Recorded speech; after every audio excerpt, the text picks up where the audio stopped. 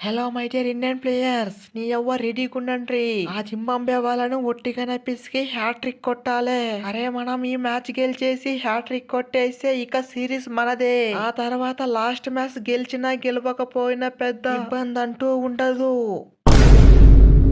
అరే గిల్ బ్రో, మీరెలా గెలుస్తారో అది చూస్తాం. నీ అవ్వ మిమ్మల్ని ఒట్టిగానే పిసికేసి మిమ్మల్ని హ్యాట్రిక్ నుంచి దొబ్బి పడేస్తాం.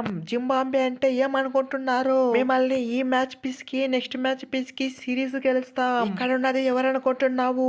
రానా తగ్గేదేలే.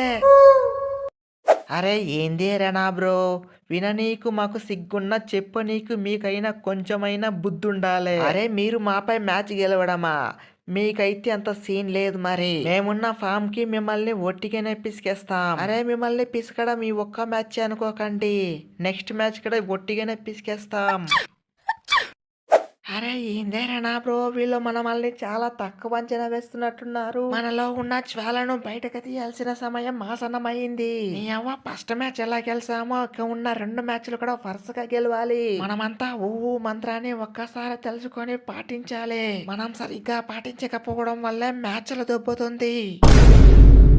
అరే అవును తమ్ముడు, మనం ఊ మంత్రాన్ని మర్చిపోయాము, అందుకే మనం మ్యాచ్లు దొబ్బుతుంది. 2 మ్యాచ్లు ఊ మంత్రాన్ని తప్పక పాటించాల్సి ఉంటుంది, లేకపోతే మనం అస్సాం ట్రైన్ ఎక్కాల్సిందే. అరే మీరు ఊ మంత్రం లేదు, ఆ మంత్రం లేదు. ఇక్కడ ఉన్నది ఎవరనుకుంటున్నావు? అభిషేక్ షేక్ ఆడిస్తాడు. మరి సెకండ్ మ్యాచ్ లో ఏ విధంగా ఆడడం మర్చిపోయారా? నీ అవ్వ 47 బాలకు సెంచరీ కొట్టా. అరే ఈ మ్యాచ్ లోను అదే సీన్ రిపీట్ అవుద్ది. షేక్ షేక్ అభిషేక్ అంటారా బాబు?